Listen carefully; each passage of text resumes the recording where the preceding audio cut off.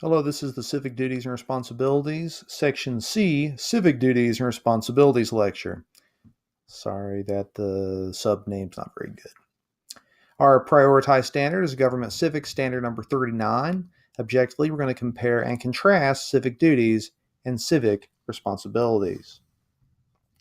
To ensure the continued success of our society, guarantee that democratic principles written into the U.S. Constitution are upheld, and also to show their allegiance to the country, citizens are required to complete certain civic duties and encouraged to fulfill several civic responsibilities. Now, civic duties, these are tasks that citizens are required by law to fulfill for national, state, or local governments or face fines or imprisonment. As where civic responsibilities are things citizens are encouraged, yet not required to do to help support their community and their government. So civic duties, you must do these as a citizen. Civic responsibilities, you should do these things as a citizen.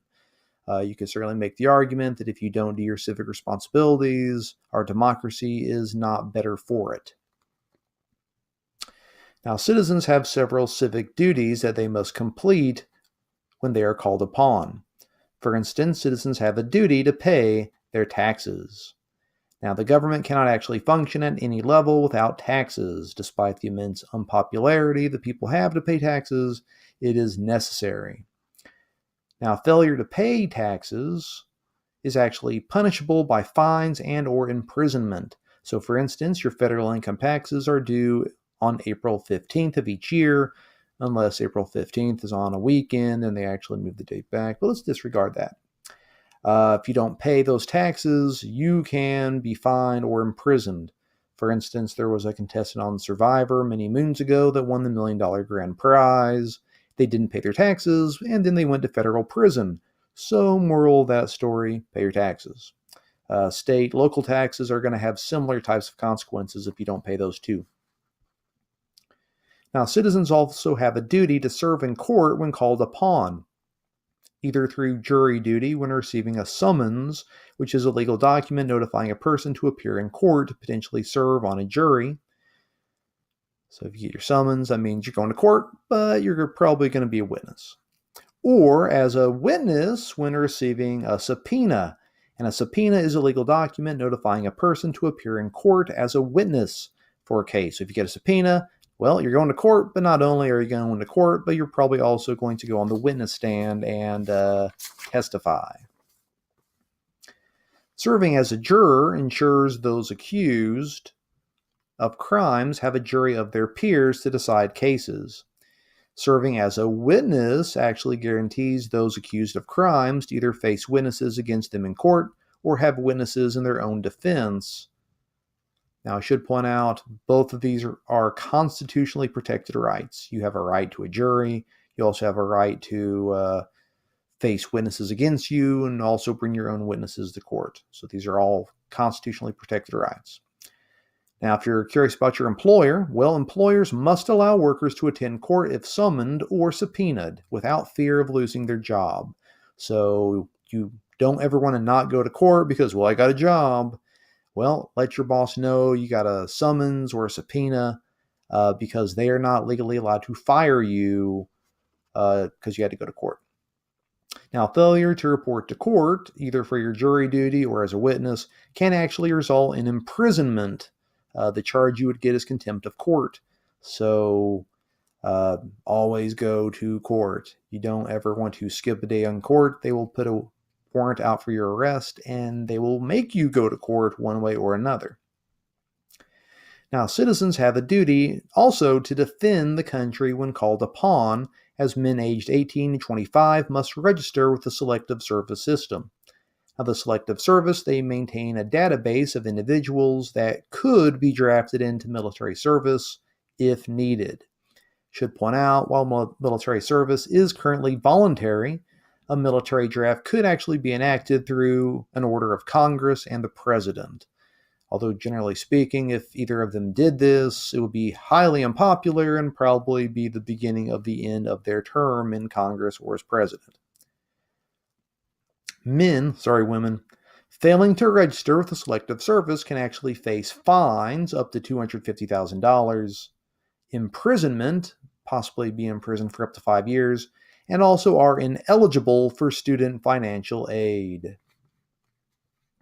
Also, citizens have the duty to send their children to school or face fines or imprisonment. So, in the great state of Tennessee, if you're under the age of 18, you are required by law to go to school until either you have earned your high school diploma or the equivalent of that.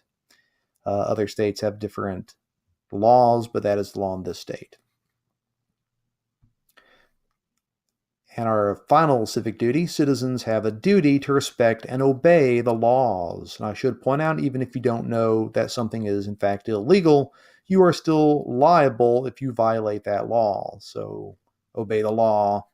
If you feel like it might be against the law, I probably wouldn't try violating that either.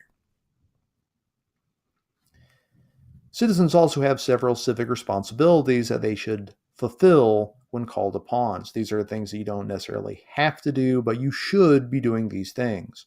For instance, citizens have a responsibility to be informed, as a citizen cannot appropriately voice their opinion if they have no knowledge as to what is going on in the world around them. So, for instance, one should know current events and issues affecting your nation, state, and local community. One should be aware of the political stances of their elected officials. So when you vote, you'll know if you're voting for the right person, generally speaking. And also, one should be aware of their rights, so that, in fact, you will know when your rights are being infringed upon. Also, citizens have a responsibility to voice their opinion through voting, contacting their elected officials, protesting, and possibly in some extreme circumstances by practicing what's called civil disobedience, which we'll talk about in a moment. So to vote in the great state of Tennessee, one must register with their county election commission at least 30 days before the election. So you could do so by registering in person by going to your county election commission office, going to your county clerk's office, going to a public library, a register of deeds office, when you get your driver's license when you turn 18. Although I should point out it's easier than ever before. You can actually go to www.govotetn.com and you can actually register to vote online. So if you want to pause here and go register to vote, that would be cool. Also, one can contact elected officials by calling their office, writing letters, or sending emails. Those phone numbers and contact information is easy to find online, so while you're registering to vote, hey, you can also look up your elected officials and go fuss at them if you so desire. Now, civil disobedience. So this means when a person who objects to a law or policy breaks that law or policy peacefully and then willingly accepts the legal consequences for that action. So this does two things. It not only expresses opposition to a policy, but it also accepts the authority of the law. So when we think of civil disobedience, usually we're thinking about the civil rights movement. So for instance, the picture we have here is of the Greensboro, North Carolina sit-ins, where they were not legally allowed to sit at this point inside the building, so they sat anyway, and then were arrested to show that they disagreed with those laws. Also, citizens have a responsibility to respect the rights of others. For instance, public and private property should be respected. Even if you don't like the person, you still have to respect their property. Also, citizens should practice a crazy thing called tolerance for others. So even if you don't agree with people, you still have to give them the dignity of tolerating them, even if you don't agree with them. And our final civic responsibility, citizens have a responsibility to contribute to the common good and helping their local communities through things like volunteering and also possibly even donating to charities. So you should be doing your part to make this democracy work the way it was intended to work. So we have concluded our Civic Duties and Responsibilities, Section C, Civic Duties and Responsibilities lecture. Again, our prioritized standard, Government Civic Standard 39. Objectively, now you are able to compare and contrast civic duties and civic responsibilities.